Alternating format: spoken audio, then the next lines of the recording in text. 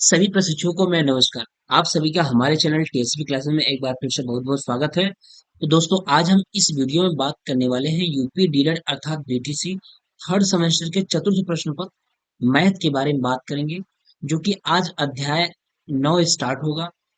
और ये अध्याय है चर राशियों का गुणनखंड। अध्याय 8 तक हम पढ़ा चुके हैं। अध्याय 8 में आपका सेट ऑफ थ्योरी था, यानी समुच्चय के बारे में था। उसकी 2 क्लासेस करा दिए हैं, जो कि जितने भी इम्पोर्टेंट प्रश्न थे उसको करा दिया गया है। बाकी और भी चीजें जो रहेंगी, जब सीरीज आपका स्टार्ट होगा तो वहां पे चीजें क्लियर हो जाएंगी कि कैसा क्वेश्चन पूछ रहा है, कैसा किस तरह के क्वेश्चन आ रहा है। वहां पे वो चीजें क्लियर हो जाएंगी। आप क्लास ले लीजिए। अगर अध्याय 8 यानी समुच्चय का अगर आप क्लास नहीं लिए होंगे तो वहां से आप क्लास को देख लीजिए। 2 क्लास है, आपको वहां पे उसका थ्योरेटिकल बेस्ड चीजें समझ में आ जाएंगी, और जो क्वेश्चन कराए गए हैं इंपॉर्टेंट क्वेश्चन उस वो भी अच्छी तरीके से समझ में आ जाएगा। अगर कहीं से किसी भी प्रकार की थोड़ी सी भी दिक्कत रहेगी, जब सीरीज स्टार्ट होगा तो सीरीज में उस चीजों को कवर कर लिया जाएगा, जिससे आपको बिल्कुल कहीं भी किसी प्रकार की प्रॉब्लम नहीं होगी। तो आज जो हम बात करेंगे वो अध्याय 9 है। अध्याय 9 में चर राशियों का गुणनखंड। चर राशियों का गुणनखंड कैसे हम गुणनखंड करते हैं, यहाँ से प्रश्न को पूछता है। और जो हम आज प्रश्न लाए हैं, जो प्रश्न को समावेश किए हैं इसमें, वो सारे प्रश्न पूछे गए हैं। आप सीरीज उठा के देख लीजिएगा, बुक को उठा के देख लीजिएगा, सारे प्रश्न पूछे गए हैं, सारे इंपॉर्टेंट प्रश्न हैं। इसके बाद हम टोटली जितना इसका बुक में जो में किताब में जो दिया हुआ है प्रश्न, उसको भी कराएंगे। ठीक है। तो अब आप बिल्कुल पढ़ाई में लग जाइए। धीरे धीरे आप एग्जाम के करीब पहुंच रहे हैं। जो बच्चा ये इंतजार कर रहा होगा, ये सोच रहा होगा कि जब हमारा बोर्ड का फॉर्म भरा जाएगा तब हम जाके एग्जाम की तैयारी करेंगे, यानी पढ़ाई करेंगे, तो ये बिल्कुल गलत है। क्योंकि आपको पता है कि बोर्ड का जो फॉर्म होता है वो आपके एग्जाम से 10 से 12 दिन 15 दिन पहले भरा जाता है। तो अगर बोर्ड का फॉर्म भरा जाएगा उसके बाद आप पढ़ाई स्टार्ट करेंगे, पढ़ाई करेंगे, तो बताइए कितना आप पढ़ लेंगे, क्या पढ़ लेंगे? कुछ नहीं पढ़ पाएंगे, सब सारी चीजें छूट चुकी होंगी। ठीक है। इसलिए आप अब दशरथ माझी बनिए। दशरथ माझी के बारे में आप सुने होंगे कहानी। ठीक है। कि ऐसे पर्सन थे दशरथ माझी, जिन्हें माउंटेन मैन के नाम से जाना जाता है। थोड़ा सा हम चर्चा कर लें, ये आपके लिए मोटिवेशन काम करेगा। और बहुत ही अच्छी कहानी है, बहुत ही अच्छी चीजें हैं ये, इससे आपको बहुत अच्छी चीजें सीखने को मिलेंगी। तो इसीलिए कह रहे हैं कि आप इन जैसा बनिए, दशरथ दशरथ माझी जैसा बनिए, कि जिन्होंने क्या क्या, एक पूरे माउंटेन को चीर दिया। एक पूरे माउंटेन में, यानी एक पहाड़ में उन्होंने एक रास्ता बना दिया अकेले ही, जो कि हम आप सोच नहीं सकते। इन्हें माउंटेन मैन के नाम से जाना जाता है। ये बिहार में गया के करीब एक गहलौर नामक गांव है। उसी गांव में एक गरीब परिवार में रहते थे। इन्होंने केवल छेनी और हथौड़ी से अकेले ही 360 फीट 360 फुट लंबी, सोचिए कितनी है ये, 360 फुट लंबी और 30 फुट चौड़ी, 30 फुट चौड़ी, 30 फुट चौड़ी और 25 फीट ऊंची, 25 फीट ऊंची, यानी 360 फीट लंबी, 30 फीट चौड़ी और 25 फीट ऊंची, ये पहाड़ को इन्होंने 360 फीट लंबी, 30 फीट चौड़ी और 25 फीट ऊंची पहाड़ को इन्होंने चीर दिया, यानी तोड़ दिया। और वो केवल किससे? एक छेनी और हथौड़ी से। केवल एक छेनी और हथौड़ी से। और वो भी इनको ये छेनी और हथौड़ी मुफ्त में दिया गया था, किसी मिस्त्री के द्वारा इनको मुफ्त में प्रदान किया गया था। तो इस छेनी और हथौड़ी से इन्होंने लगातार 22 वर्ष काम किया था। लगातार 22 वर्ष उस पहाड़ पर काम किया था, उसको तोड़ने का काम किया था। इन्हीं लोग उस समय पागल कहा करते थे। क्यों? क्योंकि ये कंटिन्यू ना दिन ना रात कुछ भी नहीं देते थे, बस खाए पिए, उसके बाद वो अपने काम पे लग जाते थे। यानी 22 साल तक उन्होंने कंटिन्यू काम किया, तब जाके 360 फीट लंबी, 30 फीट चौड़ी और 25 फीट ऊंची पहाड़ के गुरूर को तोड़ दिया उन्होंने। ऐसा क्यों किया? ऐसा इसलिए किया क्योंकि उनके साथ एक घटना घटित हो गई थी। एक घटना हो गया उनके उनकी जो पत्नी थी फगुनी, फगुनी नामक उनकी पत्नी थी, वो रोज इनको खाना पानी लेके जाया करती थी। पहले पहाड़ के पीछे ये काम किया करते थे, खेतों में काम किया करते थे। तो जो फगुनी इनकी औरत थी, इनके लिए रोज खाना और पानी लेके जाया करती थी। एक बार क्या हुआ कि उस पहाड़ के छोटे से पत्थर से टकरा गई और वो गिर जाती हैं। उनको चोट आ जाती है। चोट काफी गंभीर लग जाती है और वो घायल हो जाती हैं। 1 दिन, 2 दिन, 3 दिन तक इसी तरीके से चलती रही, लेकिन वो बच नहीं पाई। इतना ज़्यादा चोट लग गया था कि उनकी मृत्यु हो गई। तो इस दशरथ मांझी को बहुत ही गहरा सदमा पहुंचा, बहुत ही चोट लगा, बहुत ही कष्ट हुआ उन्हें। उन्होंने कहा ठीक है, अपने मन में ही ठाना कि ठीक है, हम इस पहाड़ के गुरूर को अवश्य तोड़ेंगे, इसको अवश्य चीरेंगे। और उन्होंने उसी दिन से ठान लिया कि हम इस पहाड़ को चीर डालेंगे। तो केवल छेनी और हथौड़ी की सहायता से उन्होंने 22 साल तक काम किया और उस पहाड़ को तोड़ करके एक रास्ता बना डाला। अब वो रास्ता इतना है कि जो 55 किलोमीटर एक गांव से दूसरे गांव को जो 55 किलोमीटर में जोड़ता था, अब वो रास्ता बनने से उसकी जो डिस्टेंस हो गई वो मात्र 15 किलोमीटर की हो गई। कितनी? मात्र 15 किलोमीटर, यानी कितना कम हुआ? 40 किलोमीटर कम हो गया। सोचिए, जो लोग 55 किलोमीटर जाया करते थे तब एक गांव से दूसरे गांव पहुंचते थे, अब वो डिस्टेंस क्या हो गई? 15 किलोमीटर की डिस्टेंस हो गई। बहुत कम हो गई वो डिस्टेंस। ठीक है, तो इसीलिए कहा जाता है कि संघर्ष में आदमी अकेला होता है, लेकिन सफलता में दुनिया उसके साथ होती है। जिस जिस पर ये जग हंसा है, उसने ही इतिहास रचा है। तो वही चीज है कि जो दशरथ मांझी जी थे, उस समय उनको लोग पागल कहा करते थे।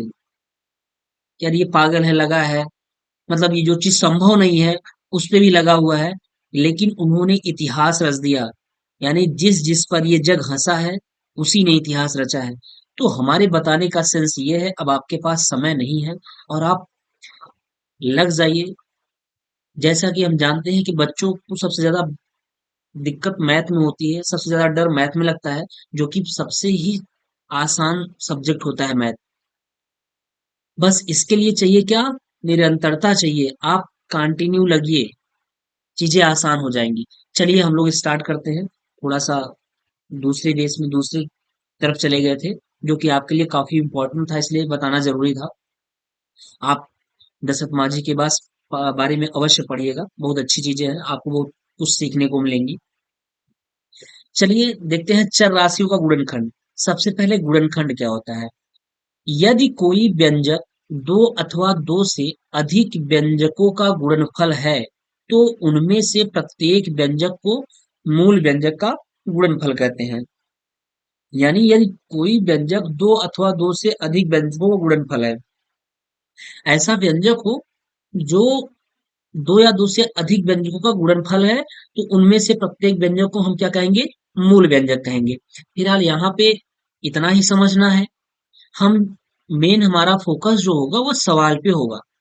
सवाल किस तरीके से आ रहा है, इससे बहुत मतलब नहीं है, लेकिन बस थोड़ा सा इन चीजों को जानना जरूरी है। अब सारो गुणनखंड देख लीजिए। सारो मतलब कॉमन फैक्टर।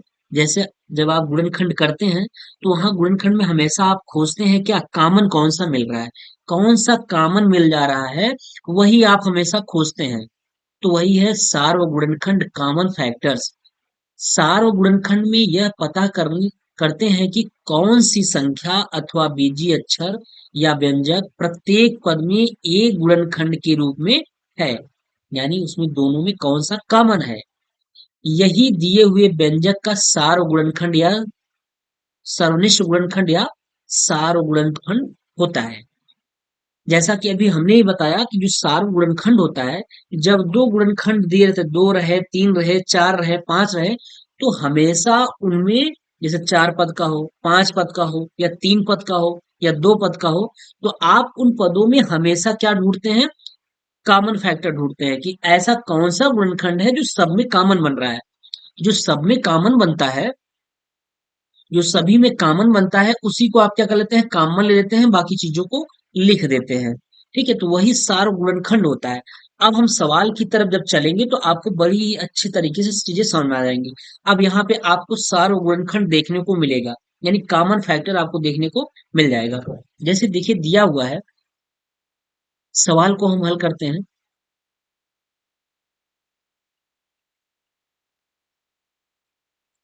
देखिए, 7x+y का होल क्यूब, एक बार हम सवाल लिख लेते हैं, 7x+y का होल क्यूब प्लस 14 x+y का होल स्क्वायर प्लस 28 x+y, यही दिया हुआ है।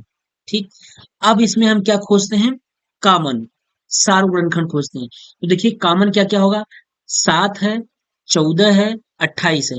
अगर हम 7 कॉमन लेंगे तो 7 का भाग 14 में भी चला जाएगा और 7 का भाग 28 में भी चला जाएगा। 7 दूनी 14, 7 चौक 28, एक कॉमन तो आपका ये मिल गया। दूसरी बात हम देख रहे हैं, यक्स प्लस वाई यहाँ भी है, यक्स प्लस वाई यहाँ भी है, और यक्स प्लस वाई यहाँ भी है। देखिए जो गुणनखंड होता है, सॉरी, जो उसका सार गुणनखंड होता है, यानी जो कॉमन होता है, वो छोटी संख्या होनी चाहिए, सबसे छोटी से छोटी हो। तो इसमें 7 थी, 7 हम कॉमन ले लिए, सब में भाग चला गया। वैसे यहाँ पे भी x प्लस वाई का होल क्यों है, और यहाँ x प्लस वाई का होल स्क्वायर है, और यहाँ x प्लस वाई है। इसमें सबसे छोटी घात कौन सी है, x प्लस वाई, सब में है भाई। तो हम यहाँ कॉमन क्या ले लेंगे, कॉमन ले लेंगे 7, और क्या ले लेंगे, x प्लस वाई, ये कॉमन लेंगे तो क्या बचेगा, अब बच जाएगा x प्लस वाई का होल स्क्वायर, ये बच जाएगा, और प्लस 7 दूनी के 14, 2 बच गया, और एक x प्लस वाई से एक घात इसका कैंसिल हो जाएगा, तो एक घात बचेगा, यानी x प्लस वाई बच जाएगा। फिर प्लस 7 का भाग 28 में देंगे तो 7 चौका 28, और यक्स प्लस वाई से यक्स प्लस वाई कैंसिल हो जाएगा, बस यही आ जाएगा। यहाँ पे सार गुणनखंड ही दिखाना था कि क्या आया हुआ है। ठीक है, यही आंसर हो जाएगा। कॉमन आपका 7x+y हो गया। ठीक है, तो ये हो गया 7x+y। अगला प्रश्न कह रहा है, क्वेश्चन नंबर 2, ये भी प्रश्न पूछे गए हैं। ये जो प्रश्न है,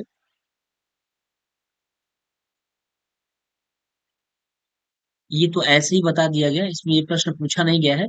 ये आपके लिए एक बेसिक नॉलेज के लिए बताया गया है कि इस तरीके से जो सार गुणनखंड होता है, इस तरीके से हम निकालते हैं। अब जैसे यहाँ पे दे रखा है, क्या,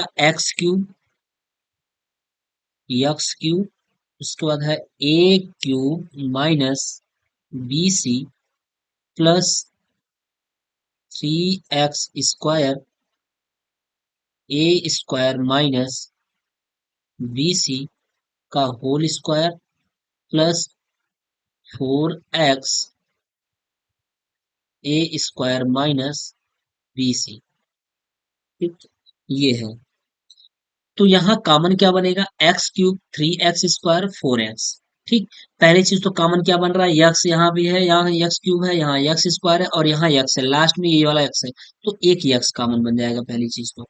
और दूसरी बात, a³ माइनस बी सी, फिर एक, सवाल में कुछ मिस्टेक, ये क्यूब नहीं, ये स्क्वायर होगा, यहाँ पे मिस्टेक हो रहा है, ये स्क्वायर होगा, इसको बना लीजिए, ये स्क्वायर होगा। ठीक है, क्योंकि सब में स्क्वायर है, इसमें भी स्क्वायर ही रहेगा, गलती से मिसप्रिंट हो गया। तो यक्स, अभी a² माइनस बी सी का whole square, a² minus B C, तो यहाँ भी a² माइनस बी सी है, और यहाँ भी a² माइनस बी सी है, यहाँ भी a² माइनस बी सी का यहाँ होल स्क्वायर है। तो हम कॉमन क्या ले लेंगे, कॉमन ले लेंगे a² माइनस बी सी, ये, और यक्स भी आपका कॉमन है। तो अब बड़ा क्वेश्चन क्या बच जाएगा, एक एक्स से x³ भाग देंगे तो क्या बचेगा, x² बचेगा, और ये कैंसिल हो जाएगा, फिर क्या बचा, प्लस x², x से x² में भाग देंगे तो 3x बचेगा, एक x कम हो जाएगा। फिर यहाँ क्या बचेगा, यहाँ भी एक स्क्वायर कम हो जाएगा, स्क्वायर जो है एक घात कम हो जाएगा, तो क्या बचेगा, ए स्क्वायर माइनस बी सी बच जाएगा। फिर प्लस यक्स से यक्स हट जाएगा तो बचेगा 4 बच जाएगा, और ये वाला भी कॉमन हुआ ही है, वो भी खत्म हो जाएगा। तो यही आपको क्या हो जाएगा, आंसर हो जाएगा। ठीक, यही उत्तर हो गया इसका। तो यही सार्वगुणनखंड है, यानी कॉमन इसी तरीके से लिया जाना है। अब चलिए अगला प्रश्न देखिए। ये प्रश्न क्वेश्चन आए हुए हैं, ये जो प्रश्न है ये प्रश्न पूछे गए हैं। करेक्ट, 3 के पावर 4 इंटू 3 के पावर 5 इंटू 3 के पावर-9 इंटू 3 के पावर 2। तो आपको ये पता होना चाहिए घातांक, इसके पहले आप पढ़ लिए होंगे कि गुणा में घात क्या हो जाता है, जुड़ जाता है। घातांक का रूल्स ये है कि गुणा में घात जुड़ जाता है। ठीक, गुणा में घात जुड़ता है, तो चलिए जोड़ दीजिए। कब, जब बेस बराबर है सब, जैसे 3 है, यहाँ भी 3 है, यहाँ भी 3 है, यहाँ भी 3 है, तब इस कंडीशन में क्या हो जाएगा, जुड़ जाएगा। तो हो जाएगा 3 के पावर 4 प्लस 5 घात है, फिर प्लस माइनस माइनस 9 हो गया, फिर प्लस क्या हो जाएगा, 2 हो जाएगा। अब जो जुड़ रहा है उसको जोड़ लीजिए, जो घट रहा है उसको घटा दीजिए। तो 5 4 9, 9 में से 9 गया 0, यानी कैंसिल, बचा क्या, 2। 3 के पावर 2 बचा, या आप एक लाइन में और कर लीजिए। ये ऐसे हो जाएगा 5 4 9 -9 और प्लस क्या हो गया, 2, बराबर क्या हो जाएगा, 3 के पावर 9 में से 9 गया 0, अब क्या बचा, 2। तो 3 3 9, इसका यही आंसर हो जाएगा, है ना। कितना आ गया, 9 उत्तर आ गया। 2016 में प्रश्न ये पूछा गया है।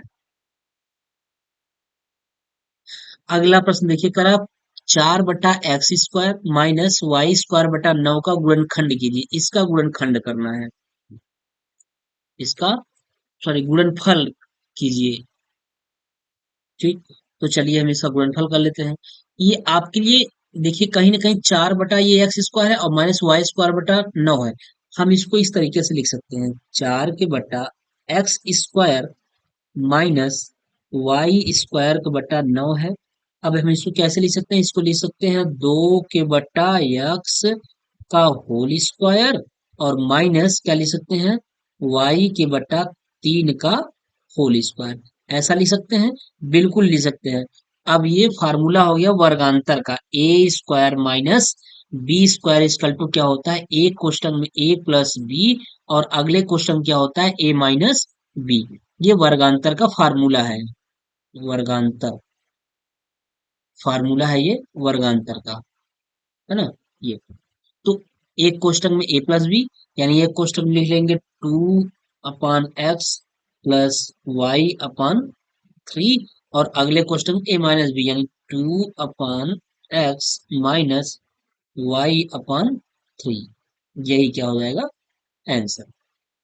ठीक, ये इसका उत्तर हो गया, है ना।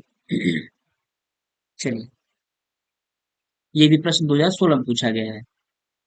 क्वेश्चन नंबर 5, देखिए पांचवा नंबर, ये भी प्रश्न कब पूछा गया है, 2015 में पूछा गया है। कह रहा है x² प्लस 8x प्लस 17 में x प्लस 3 से भाग देकर भागफल तथा शेषफल ज्ञात कीजिए। अब x प्लस 3 से भाग देना है, x² प्लस 8x प्लस 17, भाजक ये है, भाज्य है, तो पूछ क्या रहा है, भागफल और शेषफल पूछ रहा है। चलिए भाग दे देते हैं, x+3 से x² प्लस 8x प्लस 17, इसी में भाग देना है। ठीक है, तो चलिए सबसे पहले यहाँ देखिए यक्स है और यहाँ यक्स स्क्वायर है, एक घात की यहाँ कमी है, तो हम कितनी वाले जाएंगे, यक्स वाले जाएंगे। तो यक्स का जुड़ा यक्स में करेंगे तो क्या होगा, यक्स स्क्वायर और प्लस 3x हो जाएगा, हो जाएगा। बिल्कुल, घटा दीजिए, घटाने को चिन्ह परिवर्तन हो जाएगा, ये कैंसिल हो जाएगा। 8x में से 3x गया कितना, 5x, कितना बचेगा, 5x, और प्लस कितना हो गया, 17, अब कितनी बार जाएगा? अब यहाँ देखिए यक्स है और यहाँ 5x है, तो यहाँ भी प्लस है तो यहाँ भी प्लस बार जाएगा और 5 बार हो जाएगा। 5 बार लेके जाएंगे तो 5 का यक्स में जब गुणा होगा तो कितना हो जाएगा? 5x और प्लस 5 तिहाई 15, तो ये माइनस, ये भी माइनस, ये कैंसिल हो जाएगा और 17 में से 15 गए 2, तो शेष फल कितना हो जाएगा? शेष फल 2 हो गया। तो पूछ क्या रहा था? कह रहा था भागफल और शेषफल बताइए, तो आप यहाँ लिख देंगे कि भागफल बराबर कितना? यक्स प्लस 5 हो जाएगा और शेषफल कितना हो जाएगा?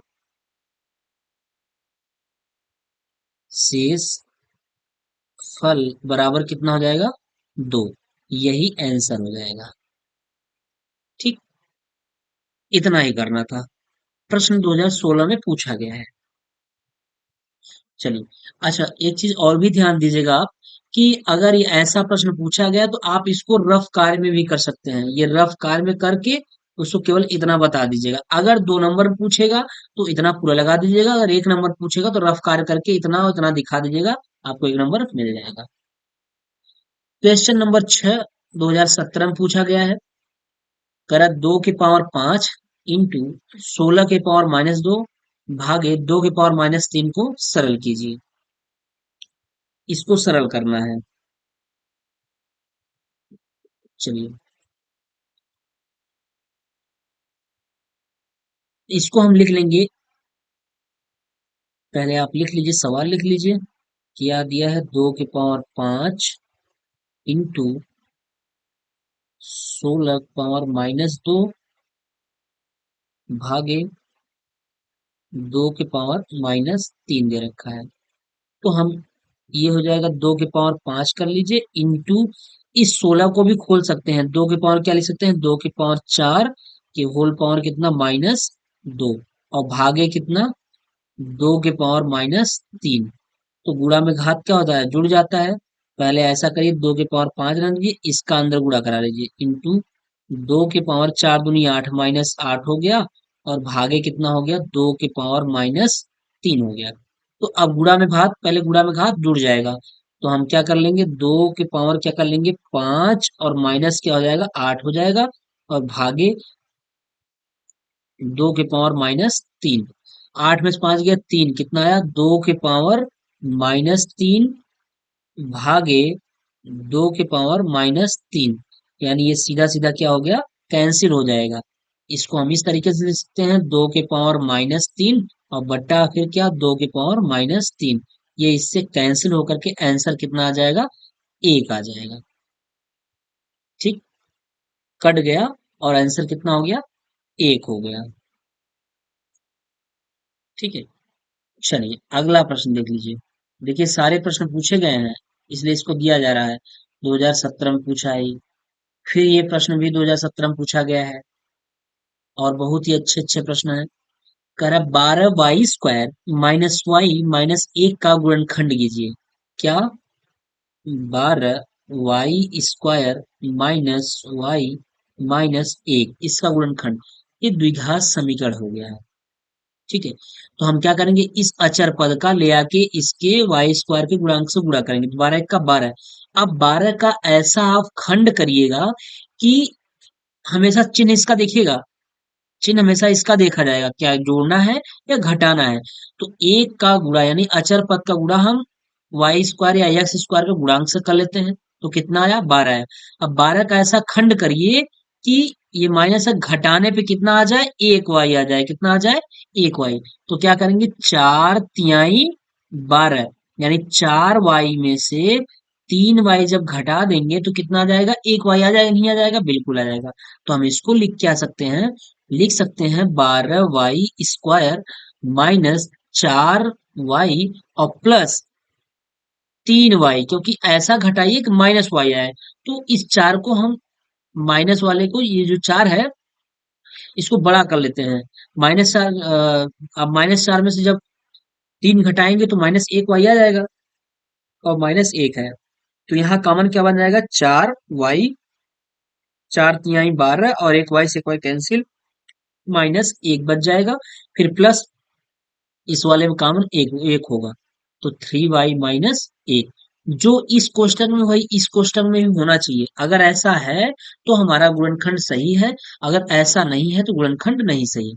तो इन दोनों कोष्टकों में से एक को लिख लेंगे, तो हम लिख लेंगे क्या, 3y - 1 लिख लेंगे। और अगले क्वेश्चन में क्या लिखेंगे, 4y और प्लस 1, तो क्या हो जाएगा 4y+1 लिख लेंगे। यही क्या हो गया, आंसर। ठीक, 2017 में प्रश्न पूछा गया। तो ये द्विघात समीकरण से गुणनखंड करना था। इतना आपको पता होगा कैसे खंड होता है। अगर ना ही पता है तो कोई दिक्कत नहीं है, अभी केवल एक एक सवाल बता रहे हैं, मतलब जो पूछा गया है सवाल उसको बता दे रहे हैं। अभी आगे और भी ज्यादा सवालों को लाएंगे और आपको सॉल्व करा देंगे उसको। अगला प्रश्न देखिए, प्रश्न नंबर 7 क्या कह रहा है। कह रहा है 4 × 5 - 2 प्लस 1/10 के पावर 2 महिला कोष्टक बंद प्लस 3/4 को सरल कीजिए। 2017 के सेकंड फेज वाले में पूछा है प्रश्न। तो 4 × 5, 4 × 5 = 20 हो गया। ठीक, 4 × 5 कितना हो जाएगा, 20 हो जाएगा। या फिर इसको जो 10 है ये, चलिए इसको ऐसे लगाते हैं, 4 × 5 = 20, यानी ये लिख लीजिए पहले सवाल, 4 × 5 के पावर -2 और प्लस 1/10 के पावर 2 मझला कोष्टक बंद और प्लस कितना है, 3/4, तो हो जाएगा 4 × 5 = 20, 20 के पावर कितना, -2 और प्लस कितना है, 1/10, 1/10 को हम 10 दहम 100, 1 के बटा क्या लिख सकते हैं, 100। ठीक, और जब 100 लिख दिए तो आज कोष्टक आप हटा लीजिए, 100 हो गया प्लस 3/4। इसको आप क्या लिख सकते हैं, अगर इस माइनस को हटाना है तो इसको हम नीचे कर देते हैं, तो 1/20 का स्क्वायर मतलब 20 में 400 हो जाएगा, कितना हो जाएगा, 400 हो जाएगा। और प्लस 1 के बटा कितना हो गया, 100 हो गया। और प्लस 3 बटा कितना हो जाएगा, 4 हो जाएगा। तो इसका एलसीएम ले लेंगे तो एलसीएम 400 हो जाएगा। एलसीएम कितना हो जाएगा, 400। एलसीएम 400 हो गया। 1 + 100 × 400 4 हो गया। ठीक, और प्लस क्या लिख लेंगे, 3/4 यहाँ लगा लीजिए। 4 × 1 = 5, कितना आ गया, 5 के बटा 400 और प्लस कितना, 3 के बटा 4। तो अब यहां से भी हो जाएगा क्या, इसका भी एलसीएम कितना हो जाएगा, 400 कर लीजिए, 400 एलसीएम हो गया। तो 5 और प्लस 4 में, 400 में 4 से भाग देंगे, 100 बार जाएगा, 100 × 3 = 300, कितना हो गया, 300। तो टोटल कितना आ गया, 305/400। 5 से काट दीजिए, 5 × 6 = 30 और 5 × 1 = 5, 5 × 8 = 40, आ गया 61/80। यही इसका आंसर हो गया। ठीक है, यही खंड करना था इसका, सरल करना था इसे। चलिए क्वेश्चन नंबर 8 देखिए, ये भी प्रश्न पूछा गया 2017 में। 15x⁴ क्या है, 15x⁴ प्लस 3x² - 18, ऐसा क्या करना है, गुणनखंड करना है। ठीक, चलिए तो ऐसा करिए, पहले हम इसमें देखिए, 3 × 5 = 15, 3 × 1 = 3, 3 × 6 = 18, पहले हम इसमें क्या कॉमन लेते हैं, 3। 3 कॉमन लेंगे तो 3 × 5 = 15 हो जाएगा, 5x⁴ हो जाएगा। और प्लस ये 3 से 3 कैंसिल, x² हो जाएगा। और माइनस 3 × 6 = 18 हो गया। ठीक, ये हुआ। अब इसका द्विघात समीकरण टाइप ये बन चुका है। कैसा बन गया ये, द्विघात समीकरण, क्योंकि यहाँ 4 घात है, यहाँ 2 घात है, इसलिए ये भले ही चतुर्थ मूल टाइप हो, इसको हम इस तरीके से लिख सकते हैं कि 5 एक्स स्क्वायर का होल स्क्वायर और प्लस ये एक्स स्क्वायर माइनस 6। ठीक, तो हम इसको अब क्या करेंगे, ये 3 हो गया, 5 छंग 30, 30 का ऐसा खंड करिए कि घटाने पर एक आ जाए, तो 6 पंचे 30, 6 में से 5 गया एक, यानी लिख सकते हैं क्या, ये 3 रहने दीजिए, इसको बाहर कर दीजिए, अब बड़ा कोष्टक लगा लीजिए, तो हो जाएगा 5 यक्स घातित 2 दूनी 4, इसको 4 ही रहने दीजिए, 4 और plus 6 x square minus 5 x square कर दीजिए, 6 एक्स स्क्वायर में से 5 एक्स स्क्वायर गया, प्लस 1 एक्स स्क्वायर आ जाएगा, और माइनस कितना हो गया, 6 हो गया। अब यहाँ से देखिए सारोखंड यानी कॉमन क्या बन जाएगा, कॉमन बन जाएगा एक ये और एक ये, यानी एक जोड़ा इसके साथ एक जोड़ा इसके साथ, तो यहाँ कॉमन बन जाएगा एक्स स्क्वायर, जब एक्स स्क्वायर कॉमन लेंगे तो 5 एक्स स्क्वायर बचेगा और प्लस 6 बचेगा, फिर माइनस यहाँ क्या कॉमन लेंगे, एक कॉमन लेंगे, कुछ कॉमन नहीं मिल रहा है तो ये माइनस इसको प्लस कर देगा, तो 5 एक्स स्क्वायर और इस माइनस को भी ये प्लस कर देगा, प्लस 6 हो जाएगा।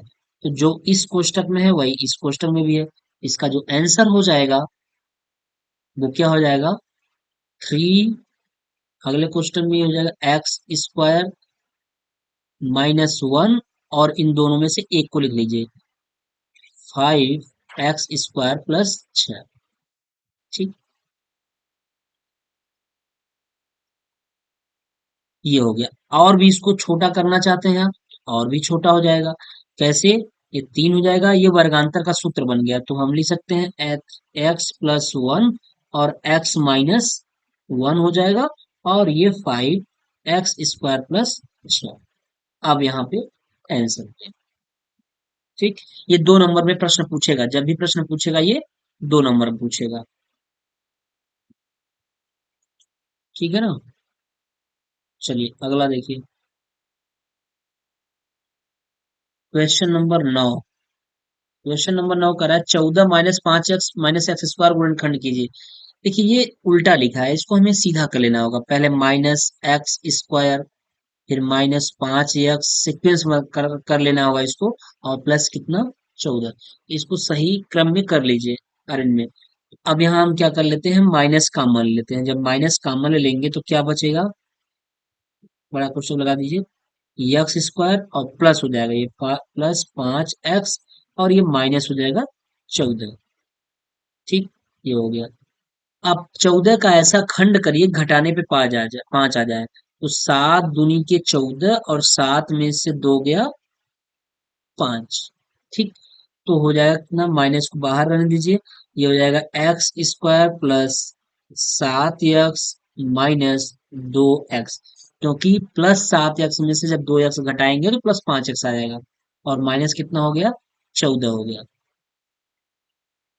अब हो जाएगा माइनस, इसमें कॉमन लेंगे एक्स, एक जोड़ा इसके साथ एक जोड़ा इसके साथ, तो यक्स कॉमन ले लीजिए, जब यक्स यक्स कॉमन लेंगे तो आएगा क्या, यक्स प्लस 7 आ जाएगा, और माइनस 2 कॉमन ले लीजिए, तो हो जाएगा यक्स प्लस 7 हो जाएगा, 2 सत्ते 14, तो आंसर कितना हो जाएगा, माइनस ये हो गया यक्स -2 एक कोष्टक में, और अगले कोष्टक में यक्स प्लस 7। ठीक,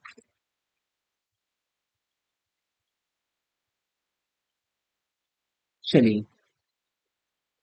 आप, और भी आप कुछ करना चाहते हैं, इस माइनस का अंदर गुणा करना चाहते हैं तो किसी एक में भी कर दीजिए, तो जैसे इस माइनस का इसमें गुणा करेंगे तो माइनस यक्स, और ये माइनस ये जो 2 है ये प्लस हो जाएगा, तो प्लस वाले को पहले लिख लेते हैं और ये इसको माइनस कर देते हैं, ये हो जाएगा, और यक्स प्लस 7 हो गया। ठीक, ये हो गया। अगला प्रश्न देखिए,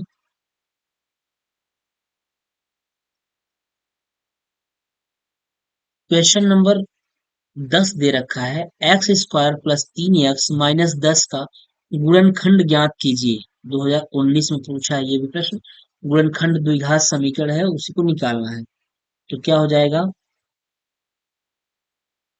x square plus 3x minus 10, इसका गुणनखंड ज्ञात करना है। तो 10 का ऐसा खंड करिए। देखिए पहले रूल तो ये है कि इस 10 का जो है मल्टीप्लाई यक्स स्क्वायर गुणांक के साथ करेंगे, तो यक्स स्क्वायर का जो गुणांक है यहाँ पे 1 है, तो 10 एक का 10 ही होगा, इसलिए गुणा करने का कोई मतलब नहीं है। आप 10 का ऐसा खंड करिए कि घटाने पे 3 आ जाए। तो आप क्या करेंगे, 5 दूनी 10 और 5 में से 2 गया, कितना, 3 आ जाएगा। ठीक, तो वही चीज हो जाएगा। तो यहाँ हम लिख लेंगे क्या, यक्स स्क्वायर प्लस 5x और प्लस 3x आना चाहिए, मतलब जो आना चाहिए वो प्लस 3x आना चाहिए। इसलिए ज्यादा में से जब कम को घटाएंगे तो वो हमेशा पॉजिटिव आएगा। तो 5x माइनस 2x माइनस 10। ठीक, तो हो जाएगा यहाँ से एक एक पेयर इसका, एक पेयर से यहाँ से इसका, तो यक्स कॉमन लेंगे तो यक्स हो जाएगा यक्स प्लस 5 बच जाएगा, और माइनस यहाँ से 2 कॉमन लेंगे तो यक्स माइनस माइनस प्लस 2 पंचे 10 हो जाएगा। ठीक, तो यक्स माइनस 2 हो गया, और अगले क्वेश्चन क्या हो जाएगा, यक्स प्लस 5 हो जाएगा। ठीक, यही आपका आंसर हो जाएगा, यक्स माइनस 2 और यक्स प्लस 5, ये इसका उत्तर हो जाएगा। 2019 में प्रश्न पूछा है, सारे प्रश्न इंपॉर्टेंट हैं जितने ये दिए गए हैं। चलिए अगला प्रश्न कर रहा है, 9 सही 4/5 में किस संख्या से गुणा करें कि गुणनफल क्या हो जाए, 42 हो जाए। तो और ये भी प्रश्न पूछा है, 2019 में पूछा है ये प्रश्न, इसको भी आप ध्यान रखिएगा, 2019 में ये प्रश्न पूछा गया है। करा 9 सही 4/5 में किस संख्या से गुणा करें कि गुणनफल 42 हो जाए। तो मान लीजिए कि 9 सही 4/5 में यक्स से गुणा करते हैं, माना यक्स से गुणा करते हैं, कर लीजिए, गुणा करेंगे किसमें, गुणा करना है 9 सही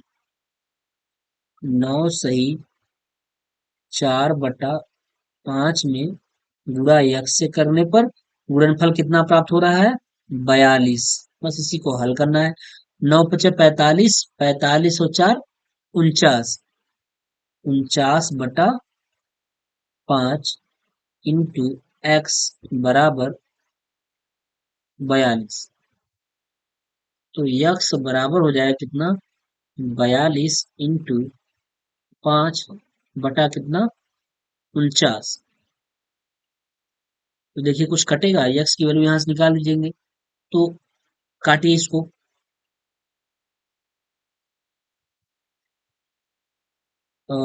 3 से कटेगा, 3 × 1 = 3, 3 × 4 = 12, ठीक है, 3 × 1 = 3, नहीं कटेगा। 7×42, ठीक है, 7×49, 7×42 और 7×7 = 49, तो कितना आया, ये आ गया 6×5 = 30, कितना आ गया, 30/7, यानी 30/7 आ गया। जब x की वैल्यू 30/7 आ गई, 30/7 हो गया, तो इसको सही बटा हम करेंगे तो कितना हो जाएगा, 7 × 4 = 28 और 2 बचा 2, 2 सही 4 सही 2/7, यानी 30 का भाग, सॉरी 7 का भाग 30 में देंगे, तो 7 × 4 = 28, शेषफल 2 बचा, तो हो जाए इसको हम लिखेंगे 4 सही 2/7, तो 4 सही 2/7, यही सा क्या हो जाएगा, आंसर। ठीक है, तो इस तरीके से हम 10 प्रश्नों को, 11 प्रश्नों को कर लिए हैं, जो कि काफी इंपॉर्टेंट है, सारे प्रश्न आए हुए हैं। अब इसके बाद हम जो अगली क्लास लाएंगे उसमें ज्यादा से ज्यादा क्वेश्चनों को रखेंगे, जिससे कि आपकी चीजें और भी क्लियर हो जाए। ठीक है, जितने भी प्रश्न पूछे गए हैं सारे प्रश्नों को करा दिया जाएगा, और कुछ प्रश्न तो तब होंगे जब हम लोग सीरीज स्टार्ट करेंगे, तो वहां भी प्रश्न करा दिए जाएंगे।